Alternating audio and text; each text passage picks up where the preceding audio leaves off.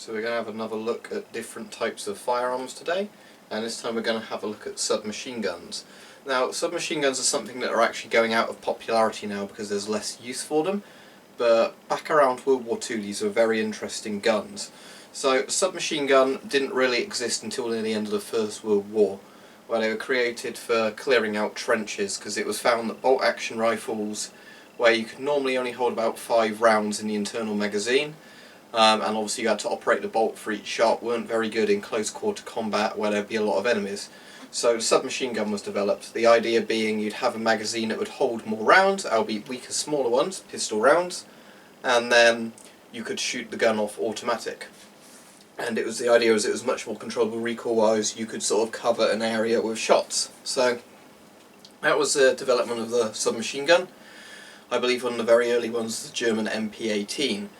However, by World War II, most militaries were building submachine guns of a better standard to equip the soldiers with, this here being a Russian PPSH-41, or 1941. So, Britain had the STEN gun, and the philosophy behind the STEN gun, much like the Russian PPSHs, was to make a submachine gun as cheaply as possible, so you could give it to as many troops as possible, resistance fighters, and because the machining of it was so simple, it was to be a cheap, not brilliant quality, in many ways very shoddy quality submachine gun, but it would do the job of killing people. And it did that job very well, the STEN.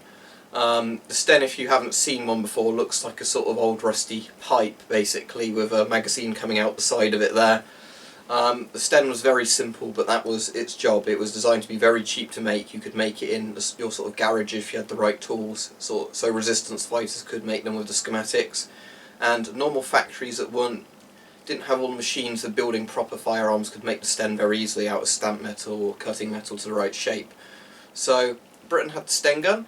America, by World War II, had much better quality submachine guns. They had the Thompson, which shot the .45 automatic Colt pistol cartridge that the M1911 pistol shot.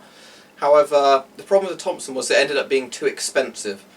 And with submachine guns, one of the trends that emerged in militaries that made higher quality submachine guns, they ended up switching actually to cheaper mass-producible ones. Even if the quality wasn't as good, the idea was that they could make them a lot faster. So America followed Britain's idea and eventually went to the M3 grease gun, which is a much cheaper to build submachine gun rather than the M1 Thompson, which is sort of a higher quality submachine gun, but again much more expensive to produce. You can't build as many of them as quickly. Because logistics is another big thing that comes up in wars a lot of people forget about, and I've said before, if you're able to outproduce your enemy, you stand a much better chance of winning, even if your equipment isn't as good. So Russia had the PPSH-41, and that was copied, the design partially from a Finnish submachine gun that they captured during the Winter War. Later on, as cheap as this gun was, the Russians developed an even cheaper version of it called the PPS-43. And Russia built so many submachine guns that by the end of World War II they had an oversupply of submachine guns and they had to sell them because they'd actually built more submachine guns, you know, in hundreds of millions or whatever, than they had of bolt-action rifles. And this is about the period that Russia was going to use the SKS and Kalashnikov rifles. Then the SKS was replaced by the Kalashnikov, and it became the standard, you know, rifle of the Russian army. And obviously the Kalashnikov being probably the world's most famous gun. So Germany at the time had the MP-40. Originally they had the MP-38. The MP-40 was basically the MP-38 where bakelite was used because it was one of the first guns to use plastic, the MP-40, rather than wood, which reduced the weight. Because the wood on this makes it a bit heavy. It's a very manageable weight, a submachine gun, but obviously after a while it will get heavy. If you can replace the wood on it with plastic that's lighter weight, that's better for the user. So submachine guns, as a general rule, were much cheaper to produce than the full-size bolt-action rifles. You need less specialised equipment, you could make more of them. However, as most of them shot pistol cartridges to keep the weight of the gun down and the recoil of the gun down when it was fired on fully automatic modes, that meant that the gun had a lot less range, but that was good because if you're building them as cheaply as possible, with not very good barrels on necessarily, not very well rifled barrels, you wouldn't obviously want a cartridge that's accurate to a long range if your rifle wasn't able to support it. So submachine guns basically fired a pistol round 100 yards to 200 yards effectively. After that it would have not enough power to really do anything. But the idea mostly for these was city clearing. As you can see, obviously a submachine gun, the PPSH-41 very famously used in Stalingrad by the Russians, You could squeeze rounds off automatically with it, and then obviously you reload it. This is a massive drum magazine that they put on the PPSH-41s, although it didn't feed that well.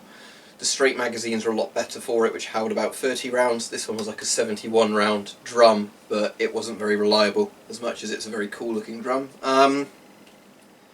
Submachine guns of the day operated using normally standard blowback action, sort of recoil operated action. Now, how well you'll be able to see this on this I don't know, but what happens with an open bolt submachine gun like this, it's very primitive. When the bolt's back, the bolt's open, and that's how it cocks the gun. When the bolt shoots forward, the firing pin is attached to the bolt hits the round shoots off, the recoil and the sort of gases coming out the back of the cartridge push this back to cycle the action, locking it into the held open position. When the gun's on fully automatic, your finger's down, this won't actually catch there, it will just keep going straight back forward after going backwards, making the gun fully automatic. It's a very primitive recoil system, sort of feeding system, but it worked. Newer submachine guns have a much more sophisticated system than that. So that's World War II submachine guns. What started happening, most nations up until about the 80s still used submachine guns alongside rifles, especially nations that use battle rifles. When Britain used the SLR, their version of the FAL, they used the Sterling submachine gun with it, which is like a better quality STEN gun, or it's visually very similar to the STEN even if the internals aren't as good. Sorry, the internals are much better than the STEN gun, sorry. And other nations did similar things. The Russians had built so many of these that once they sold a lot of them, they kept a lot in storage for a while, used for police and things like that. But once they were able to replace them fully, they just used the Kalashnikov, because the Kalashnikov did the job of a submachine gun and of a short-range rifle. America kept submachine guns for a while, but as far as I'm aware, they mostly, obviously in the 60s, America went to things like the AR-15, M16, which again did the job of both SMG and sort of short-range assault rifle. Because with an assault rifle, again, you've not got a full power rifle cartridge, so it's more controllable on automatic or burst fire, and you've got sort of a reduced weight rifle, so it does the job of a submachine gun, and that's why submachine guns have sort of been phased out by a lot of countries now, because you can have a lightweight assault rifle, sometimes with a folding stock, and that does the job. It has more power than the submachine gun, more range, more accuracy, but you don't really have many drawbacks compared to using it to a submachine gun. At the time, most submachine guns were used in World War II. They just used pistol cartridges. We didn't have the very short sort of 5.56 or 5.45 assault rifle cartridges available. That's why they weren't used. Submachine guns are still used by a lot of police forces or anti-terrorism type things. Submachine guns would be very good for urban warfare in terms of when you might be in a populated city, because the bullets won't go very far through walls, so your risk of collateral damage is very low compared to a full-size rifle round. But that's pretty much it. The history of the submachine gun came about in World War I. Most of them were in existence, sort of production around World War II, when they were a very important gun for urban warfare and sort of support roles. And then by the sort of middle of the Cold War, they were being phased out by most nations who had developed assault rifles. Nations that had battle rifles kept them until they went to assault rifles. So now there are very few sort of new design SMGs available.